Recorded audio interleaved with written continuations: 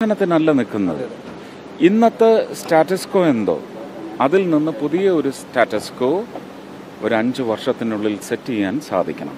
അതിന് ആരുടെയൊക്കെ ഉപദേശം ആവശ്യമാണോ അത് സ്വീകരിക്കും. കേരളത്തിൽ നിന്ന് ടൂറിസം DGs ആയിട്ട് ഇരുന്നിട്ടുള്ള 3-4 പേരെ പിക്ക് ചെയ്യുന്നുണ്ട്.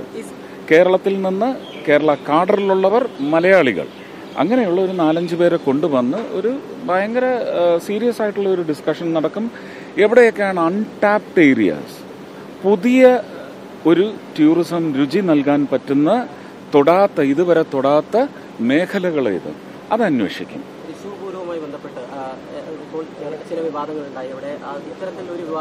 Very sorry. അടുത്ത വർഷം പൂരം മനോഹരമായി ജനഹിതത്തിൽ നടത്തിയിരിക്കും. അത് അന്ന് പറഞ്ഞതാണ്. അതിനാണ് എന്നെ അനുഗ്രഹിച്ച് തൃശ്ശൂർക്കാർ ഇങ്ങോട്ട് വിട്ടിട്ടുള്ളത്. ഉറപ്പായിട്ടും അതിമനോഹരമായി ജനഹിത പൂരപ്രേമി അപകടരഹിതമായ അതിമനോഹരമായ ഒരു പൂരക്കാഴ്ചയാക്കി സമ്മാനിക്കാൻ സാധിക്കണം എന്ന് ഞാൻ പ്രാർത്ഥിക്കുകയാണ്. അതിലേക്ക് തന്നെയാണ് ശ്രമിച്ചുകൊണ്ടിരിക്കുന്നത്. അവർ കേരളത്തിന് വേണ്ടി വലിയ ഒരു അനുഗ്രഹമാണ് എനിക്ക് നൽകിയിരിക്കുന്നത്. അത് പോന്നു. ഞാൻ സുരേഷ് ഗോപിയാണ്. അതങ്ങനെ തന്നെയാണ്.